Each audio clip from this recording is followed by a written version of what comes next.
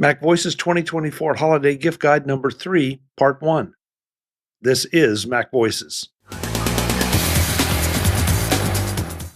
MacVoices is supported by 1Password Extended Access Management. It is security for the way we work today. Find out more at onepassword.com/MacVoices. Welcome to MacVoices. This is the talk of the Apple community, and I'm Chuck Joyner. And folks, this is another one of our MacVoices 2024 Holiday Gift Guide shows where we get together with some of our best friends and get their ideas for things they are going to ask for or to give this holiday season. If you haven't been here before, a couple things to know. First of all the links to all the picks will be in the show notes of this session. There is also a master list on the MacVoices website under the blog section, so you can go there and see all the picks from all of the gift guides in one place, and also in the MacVoices Holiday Gift Guide Flipboard magazine, where we flip everything in, and it acts a little bit like an old-style holiday catalog. So lots of ways to get the information for the exact picks that our panelists give us. Also to know is that we do 4 rounds here, 1 gift pick each. So with 4 guests, that means you have at least 16 gift ideas, because inevitably our friends comment on each other's picks and we kind of, get a few extra in the mix. With that, let's find out who's here for this gift guide, and then we will get to the fun stuff. Taking my screen in sort of a clockwise fashion, I'm happy to welcome back to a gift guide, Rosemary Orchard. Rose, it's great to see you. Thanks for coming. It's so festive. No problem. I'm glad to be here. And I had a Santa hat handy for other sneaky purposes, so I thought, why not wear it for this too? That's perfect. You're very much you're probably more into it than I am at the moment. Hanging out in the next block on my screen, Mr. David Ginsburg, wearing a traditional red shirt. Dave, good to have you. Oh, glad to be here. I always look forward to gift guides every year. This is no exception. So glad to be here with everybody. Last but absolutely not least, looking rather dashing in a scarf is Jeff Gamet. Jeff, welcome. Are you dashing in or dashing out? Well, that depends on how the rest of this goes. You could be dashing through the snow. I could. I very well could be. But I felt like putting on a nice scarf for you, Chuck, was appropriate. That just scares me so badly, Jeff, as do most things that you do. But that's another whole other story. So let's just get to it. Rose, I'm just going to keep the order if that's okay. And that gives you the very first pick for this gift guide. Excellent. So before somebody else steals it, I am coming in with a replacement for Apple's good old Airport Express. Now, not for the Wi-Fi capabilities, that's been superseded by Eros and so on long since. But if you're looking for something that's got audio output, then Belkin has the lovely SoundForm Connect, which is tiny. It's teeny, teeny, tiny. And this has not only a 3.5mm out, it's also got an optical out. Ooh. And it's USB-C powered. And it comes with a USB-C to USB-A cable in the box of a decent length. And also a USB-A plug is in there as well, which is genuinely bigger than the actual device. But this is really handy if you've already got decent speakers at home and you'd like to make them smart so that you can AirPlay to them. Like maybe you've got a decent soundbar for your TV or something, and you don't want to have to replace everything with HomePods or Sonos. It gets really pricey doing that. This is on sale for $60 at the moment, and I think it usually retails for $70 or $80, but it's really tiny, which means it's really easy to hide somewhere as well, making it a great choice to amp up your speaker system, make it a little bit smarter if you would like. That's really nice. I'm not even sure I knew anything exactly like that existed. Yeah, it's a great successor to the Airport Express. A lot of people are finding now that they're sort of dying if they had one that was working still. And this is a nice alternative. And it's so tiny. It's really light as well, which, is not necessarily something that's a big advantage, but it's small, it's black, so it kind of blends in with a lot of cables and things like that. And it's available from Belkin. It's AirPlay 2 as well, rather than AirPlay 1, which is an improvement over the old Airport Express. That's very nice. That's super nice. Rose, I love ideas like this because so many people do have really nice speaker sets, and they think they have to throw everything out and start over just to be able to modernize them, if you will. But no, you can get stuff like this relatively inexpensive. And yeah, I love it. It's cheaper and it's better for the environment as well. I think the full retail price for this, I've just checked on the Belkin website, is $100, but it's often on sale on Amazon. So you make sure to check out everywhere for deals because, it's on sale at the moment for Black Friday and Black Friday month that Amazon appears to be doing. Like, I don't know how long it's going on for. It feels like it's been on for a year so far. So I guess it'll be on for another 18 months at this rate. Yeah. Well, that's okay. It gives us reason to acquire more things, hopefully at better prices. That's not a problem. Yes, acquire more things, but not replace your whole speaker system. Yeah, exactly. Let's see. Okay, Dave, that makes you up for the first pick of round one. All right, my first pick is I just found this recently. This is a 3-in-1 charging station for the iPhone and the AirPods and the Apple Watch. It's made by a company called Jargu, I guess it's how you pronounce that. And it has 3 different stations for charging. This actually pops up so you can put your iPhone on this piece, and then you have the Apple Watch can go here, and then you can put your AirPods here. And the nice thing is you can charge the phone flat on this base here, or you can bring it up like I just showed, where it pops right back up, so it's showing up at the top here. It folds, so if maybe you don't want to use all of them, you can actually fold this over and be able to go like that, and now it just becomes just an iPhone charger. And then it also can tent if you wanted to do just the Apple Watch and the iPhone. It shows it on both sides here. Actually comes with a nice traveling case too, which I thought was pretty impressive. That was really nice, and it's like super cheap right now. I mean, it's right now as we're here is there's a coupon for 35% off. That brings us down to $20, and it's a pretty nice little thing here for travel. And I was pretty impressed with it. So I've been using this on my bedside, and so far not too bad. The only drawback I think on that one is because it does kind of slide a little bit, when you're putting the phone on and stuff. But overall, for travel, something in a pinch, this is not very bad at all. That is very nice, Dave.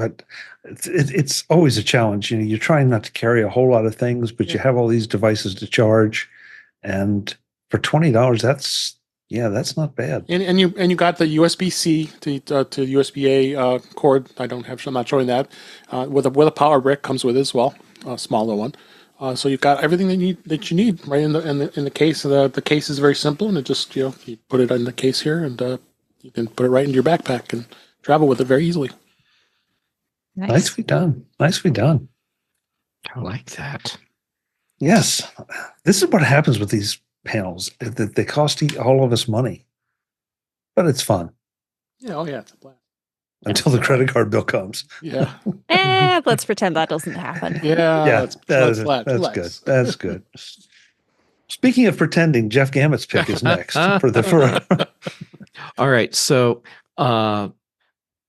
no one is expecting this pick at all, because I'm betting a lot of people wouldn't have thought of it. I brought a pick for bibliophiles. And yes, and I have the show and tell for it also. Okay, so my pick is a book embosser. And so I found a nice one on Amazon. And so, Chuck, I'm giving you the link for that. This one is mine. And this was given to me as a gift when I was a teenager. And I still use it. And I'm sure there's some people. The one that I have is from Royal Mark. I don't know if that's still a company, but this one definitely is really nice. A book embosser. What it does is you get to have a custom stamp. So you get the thing, and then you fill out a form, and then that stamp that you've created in the form that gets mailed to you, and then you attach it to your embosser, and you stick a page of the book in, squish it, and now you have your personalized book. And the one that I found on Amazon that seems to be pretty nice is from Excelmark. But the thing is, you can find them with a bunch of different styles. So like the one that I have, it's a round emblem, but you can get them where it does like a block of text and other patterns too. So you can look and find whatever it is that suits your needs or the personality of the person you're getting one for. And it's one of those gifts that when you give it to the book lover in your life, they're at first like, wait, what is this? And then suddenly it becomes a cherished item. So there you go, a personalized book embosser. That's kind of cool. I told you wouldn't expect that. No, not at all. But this is a really cool idea. And it's a very personal thing. Yeah. And especially with, I mean, books now, we don't give books, it seems like, as often. But when you do, this is a great way to make sure you claim it as yours and make it, very nice. Very nice. Well, my first pick, for some reason this year, I've started taking to showing things that I use that are on camera right now. And this is a perennial pick just because they are still phenomenal. The Audio Engine A5 Plus speakers that are the white speakers in back of me. These are, there are a lot of great speakers out there, and I'm not about to tell you that which one is absolutely the best, but I love these speakers. I use these daily for hours on end, and I never get tired of them because they have such great sound. They can rattle the windows if you really want them to, but they also, and almost more impressively, sound good at low volumes or medium volumes. So they are wonderful. They connect pretty much any way you could think of to connect. You can connect them via USB. You can connect them via Bluetooth. You can connect them with regular old audio jacks. You can connect them with Rose's Belkin adapter. You could. Yes, absolutely right. I just can't say enough good things about them. I will have another Audio Engine pick in a later gift guide, but for right now, if you get these and just have these on your desk or in your den or living room or whatever, you will absolutely love them. They are just phenomenal. Much to my surprise, when I got the white cases, I wasn't sure if I would like that because I'm usually more of a classic wood grain kind of speaker guy. But I love these because they look very, very ultra modern. And as you can tell a little bit by the camera shot, that means they also pick up any colored lights you want to put around them or near them so that they have a high gloss reflection. I can't say enough good things about these and about Audio Engine. So go check them out. Obviously, links in the show notes. I don't think you will be disappointed. I was not disappointed. That was going to be my pick. You gotcha. got it. This is why you've got to come with spares. Oh, don't worry. I have a long list here. I mean, you recommended them. You spent my money, and I absolutely don't regret it. Well, my God, these speakers are amazing. I got the black ones, which is great, and I have them above here. Obviously, you're not seeing it behind me here, but and I'm using it with the Audio Engine D1 DAC, so it just works just flawlessly. I've got a nice setup here, volume control at the DAC, as well as you got adjustments at the speaker itself, and yeah, well worth the value in the pick. I was very pleased. I have Thank you, Dave. Back you up too. Yeah, that's something I should have. Engine A5s. Oh, you have them too, Jeff? Oh yeah. I don't think I realized that. And that, Dave brings up a really good point that I should have mentioned, that there is a volume control on the speaker themselves, or of course you can use Apple Music or whatever to adjust the volume as well. But yeah, so they're full of nice little features like that. Yeah. If you look back on the legacy MacVoices shows from a long time ago, it's kind of surprising how long these have been with me. And I've never entertained the idea of replacing them. Just not going to happen. Oh, I wouldn't. And I didn't have these. I was using a paired OG HomePods, and then I moved on to these, and I mean the only thing I would have been nice to have the Bluetooth, but you know what, for the extra expense, and plus these were in the refurbished store on the audio engine site, and I saved some really big money on it, so it isn't a bad idea to check that out too if you were looking at a little extra discount. But Amazon usually has a good price on them too. So, but yeah, that's this was what a great price, what a great purchase. Yeah. Today's Mac Voices is supported by 1Password Extended Access Management. It is security for the way we work today. Find out more at onepassword.com/MacVoices. What comes after the holidays? The end of the year and the beginning of the new year. Why not plan to turn the page on your security challenges with 1Password Extended Access Management? All those devices that you aren't 100% sure about? All those questionable identities created to work with contractors who might not even still be in business?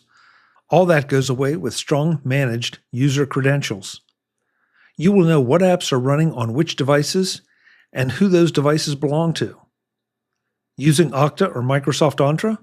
1Password Extended Access Management is ready for you. Using Google Workspace? 1Password Extended Access Management is in beta. There's still plenty of time this year to do your research and find out why 1Password Extended Access Management can make your new year even better. 1Password Extended Access Management at onepassword.com/MacVoices. That's 1Password.com/MacVoices, the number 1 and password. 1Password.com/MacVoices.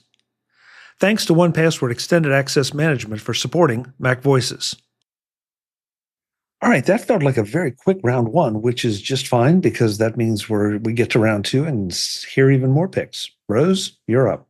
All right. Well, my next pick, it's a cable. It's a braided cable. It's an Anker braided cable. The logo's upside down. But this is not just a cable. This is a 4-foot long cable. And it starts with 3 foot at this end. And then there is this little splitter in the middle, followed by 2 USB-C cables. So if you've only got one USB-C port on a plug or a MacBook, for example, and you need to plug 2 things in, this guy can come to the rescue. And so this cable is really nice. It can do up to 140 watts of power, which is pretty great for cables. And it also does 480 megabytes per second data transfer. So it is a good cable in general. And it's also got a nifty little slider on this so that you can, just have as much of the 2 ends to plug into devices free from that 1 foot as you would like. And honestly, this has been great for me because I've found over time more and more devices of mine are being replaced with USB-C charging options, and that's great. But also more things need more power. And I tend to have things that have got like 3 ports of USB-C that provide decent power, and not everything needs all of the power from them. And so this follows USB-C specs in that it will negotiate power as part of the whole chain. So USB-C devices, proper ones, will talk to the cable talks to the power adapter answers the cable, and that gets passed back along to the device, and they negotiate and say, hey, I would like to charge 85 watts. Okay, well, I can give you 40. Okay, well, I'll take 40 then, and that's what happens, or vice versa. This follows that specification, and it's just a nice little thing to have in your cable bag when you're traveling, especially as USB-C ports are appearing more and more often in places like the backs of plane seats, plugs in airports and so on. If you need to charge and it's already taken, then you could say to somebody, hey, can we split the charger, please? And they'll more than likely be like, sure, that's fine. They just don't want to have to unplug their device if they're still charging. So being able to share and make friends is quite good. And also if you're traveling with a partner, being able to charge both your devices at once is also very handy. Very nice. Anker makes such great stuff. They do. They show up every year in the gift guide and throughout the year in discussions because they're one of the first go-tos you have for cables and chargers and that kind of thing. So yes, very nice, very nice. Yeah. Stocking stuffer. Yes, it is. And it's about $30 as well, which is like a reasonable price considering the fact that this is a 140-watt charging cable. And also just a nice little detail, like the ends are really nice, but the end that you plug into the power is the one labeled in. So that you know this end goes into the power and the other ends don't. Like it's just a little reminder for, you when you're tired or somebody else borrowing the cable, which yeah, it's pretty nice. And Anker cables are always very durable as well. I've never had one fail on me so far, and I've been using them for years. So very nice. Very nice. Dave, round 2. Well, I got the Stream Deck Elgato, the Stream Deck Plus. Love this thing. It's absolutely awesome. Got this last year, and I can't recommend it enough. For having the ability to swipe between pages when you're just doing the swipe here is pretty amazing. Store all your different quick shortcuts on here. A lot for programming. Using it for eCam. Yeah, there you go. I had a 15 so I'm keeping them both. Why? You got to have 2, right? So I have 4 on my desk. You have 4. Now, okay. And there's another one in my bag. Too many buttons. You never have too many Stream Decks. So. Okay, technically I have 3 on my desk and 1 under because I have the pedal. But anyway. Okay, there you go. So this one is just pretty amazing. I like the tactile feel of the buttons and having the knobs for doing the different adjustments for all the different things on it, and it's reasonably priced now. It was when it first came out, it was right around $200. They've got it on discount right now on Amazon for about $167. So, no, this thing is awesome. It even comes with a really long USB C to A cable, so you can really stretch it out wherever you need to do when you put it on your desk. So I got it sitting really nicely. Right, I got the 15 button on my right and this one on the left, and I've got some full control of all things. Being a content creator and other things with shortcuts, I really like it. All right, I have a question now, and Dave, Rose, I am targeting both of you since you both have multiple Stream Decks. Mm-hmm. In the instructions that come with it, it says, well, this takes a lot of power. You better plug it directly in your computer. No. So have you ever had trouble plugging your Stream Deck into a powered USB hub? No, not if it's a powered USB hub. If it's so I have a not powered KVM switch type thing, which is it's just a USB switch so that I can move like my keyboard and mouse between my personal machine and my work machine. With that, I have had difficulties if I plug 2 Stream Decks in along with a keyboard and mouse. If I only plug in 1 Stream Deck, it's fine. So yeah, but if you're plugging it into a powered hub, definitely not a problem. Also, if you're plugging into a hub that comes from a USB-C port, then again, I've not had an issue. I have the Satechi clip-on ones on my studio display that like just clips onto the bottom of the display. It could clip onto the bottom of an iMac. And I have one plugged in there right now. I have the teeny tiny little Stream Deck Neo plugged into that, and it's no problem. So, yeah. Nice. Same here. I actually have a 16-port USB-A hub, a powered USB-A hub, so that's been working fine. And then I have the other Stream Deck plugged directly into my OWC Thunderbolt dock. So I'm getting power from both, so I've never had a problem. Nice. I only have, I'm sorry to say this, I only have 1 Stream Deck. Oh, no. I know. It's like I'm an animal. And anyhow, both of you are inspiring me. I think I can easily find ridiculous ways to justify adding a second Stream Deck into my mix.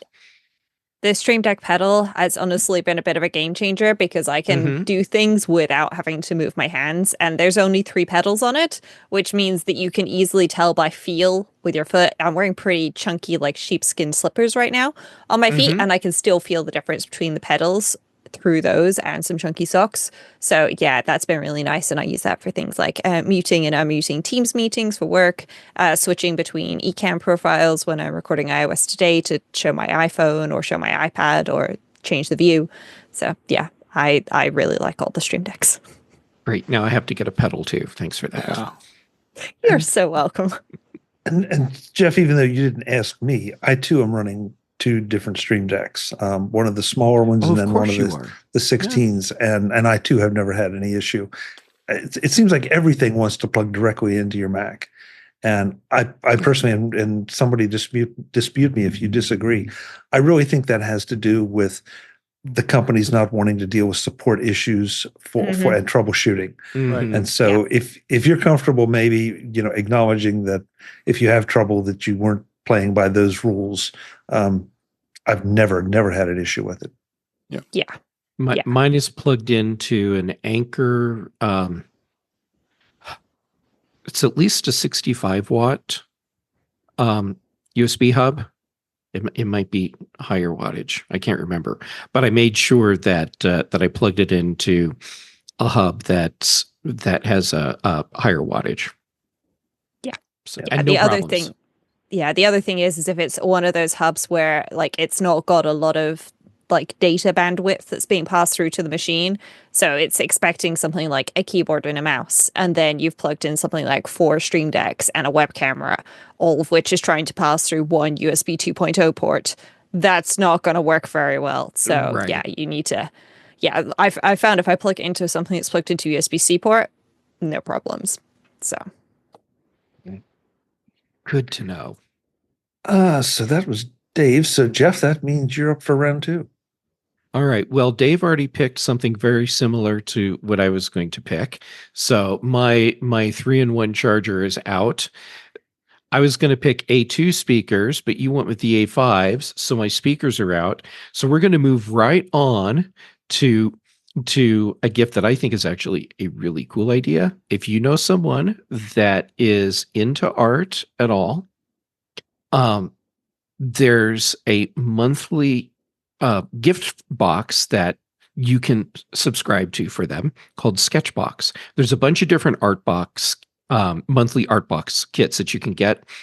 Sketchbox is the one that I have seen several people get, and I've seen the stuff that's in this one, and it's better than what I've seen in many other kits. So every month you get this box in the mail, and inside it has maybe some gouache paint or some nice watercolors or really nice pencils or charcoal sticks or whatever, and then some nice paper and a sample of art that was made using the very tools that you just received. And then they also have online videos to go with each of the kits so that you can learn techniques for using this. And to me, this is just a wonderful idea for someone who maybe likes to play around with art, but hasn't experienced a lot of different mediums.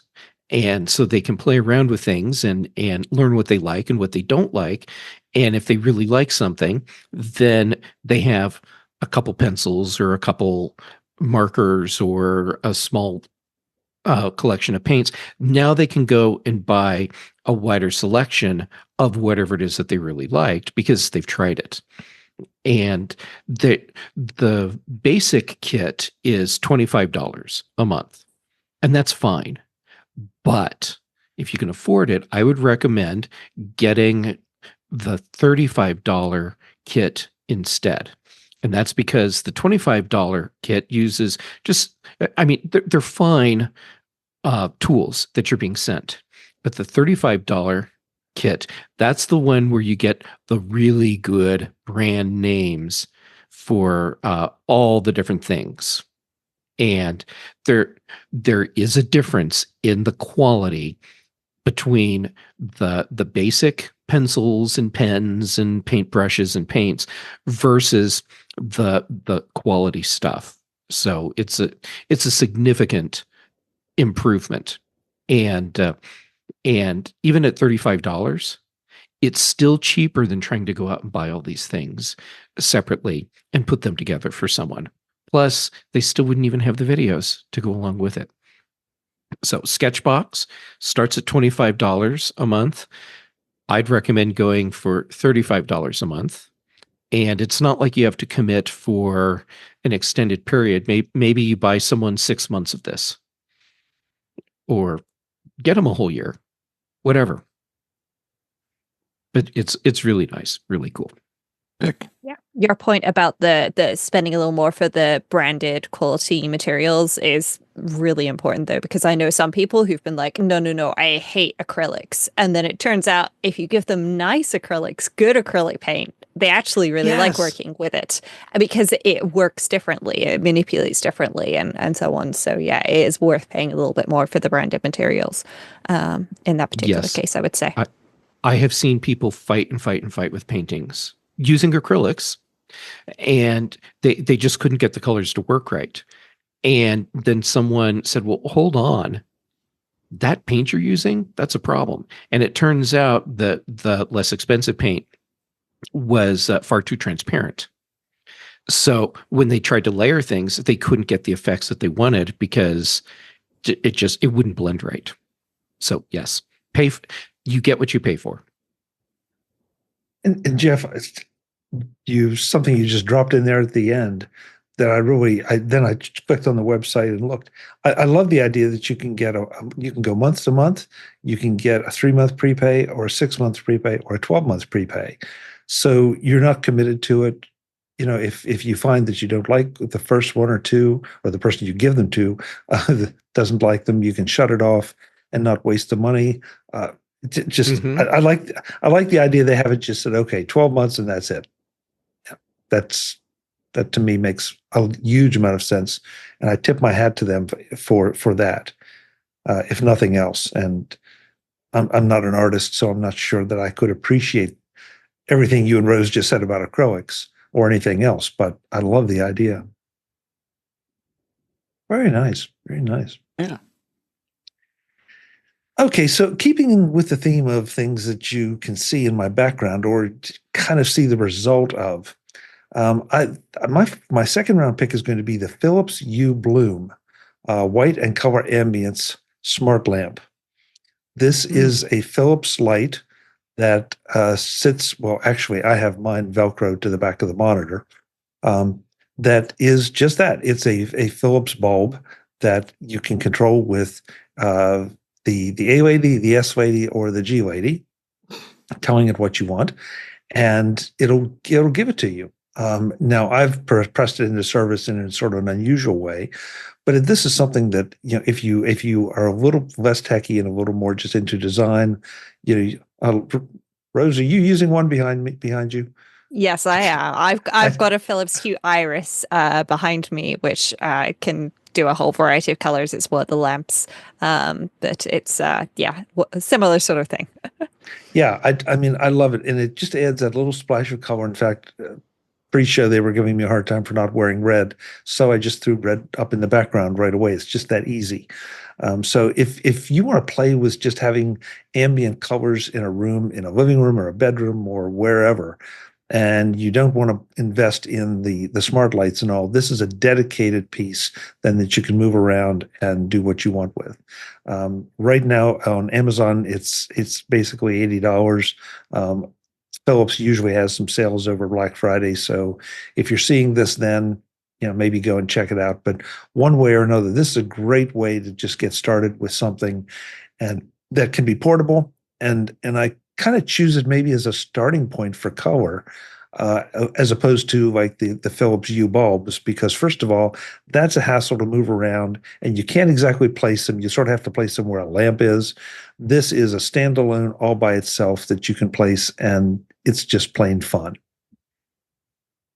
It also means that you don't have to deal with people like turning off the plug or the switch to bulbs and so on, because that is kind of a killer. If you've got a smart bulb, you need to leave it powered on. Like, you can turn the smart bulb off smartly, but if you turn it off via power, then yeah, bad things start happening. Like, you end up with holes in your network that it has to try and work around, all sorts. So adding fun lamps is a nice way to go for things like that. It's really good point, Rose, that because I live alone, I don't have that problem as much. But I've had people throw the wrong switch, and then you almost have to start over at times. So I'm with you. Jeff, I know you have something glowing in the background, a very festive holiday green. What are you using down there? I'm using a collection of things. I have a digital concoction going on back here. So I have two Hue ambient lights. So just the standard screw in the socket lights, and they're in can lights on the floor. And so they're shooting up. And then there's an Eve light strip on the baseboard, and that's giving the glow from helping with fill out the glow from below. And with my studio lights on, the Hue light that's up above, it's another light strip. I'm sorry, that's an Eve at the top. That one is red right now, but we're losing some of that from the studio lights. But I'm thinking that that Chuck, your pick, the Bloom, The Bloom. two of those on the floor would be really nice, because then I could angle the light better than I am right now. What I did in the can lights was so fly by the seat of my pants. I lined the inside with foil, like 3/4 of the way around, so the light is reflecting more in the direction that I want, but it's not focused nearly as much in the direction I would like as I could get with the blooms. So I could pop a couple of those in place of the can lights, and I would get more of the effect that I want. Yeah. And forgive me, Jeff, I am not criticizing you. But anytime anybody starts putting anything else in lights or lamps or whatever, it scares me. Now, these are LEDs, so you don't have quite the same fire hazard, but still, it just makes me just a touch nervous. So just please be careful with where you stick your foil. Oh, yeah. Yes, I was very careful with my foil placement. Yeah, that was not a metaphor. That was a statement. And lots of tape to make sure that that nothing's going to end up touching something that I will regret later. Yeah, please. We don't want you regretting anything later. Story of my life. Well, yeah. That'll be our next show. We're back next time with part 2 of MacVoices 2024 Holiday Gift Guide number 3 with this panel. And believe me, it gets wild. I'm Chuck Joyner. I'll see you then. Thanks for watching. Visit MacVoices.com for show notes and to connect with Chuck on social media. Get involved in our Facebook group or like our Facebook page, and get more out of your Apple tech with MacVoices Magazine, free on Flipboard and on the web. And if you find value in it all, consider supporting us through either our Patreon campaign at patreon.com/MacVoices or by making a one-time donation via the PayPal link on our front page and in the show notes of each episode. You will join these fine people who help bring you Mac Voices.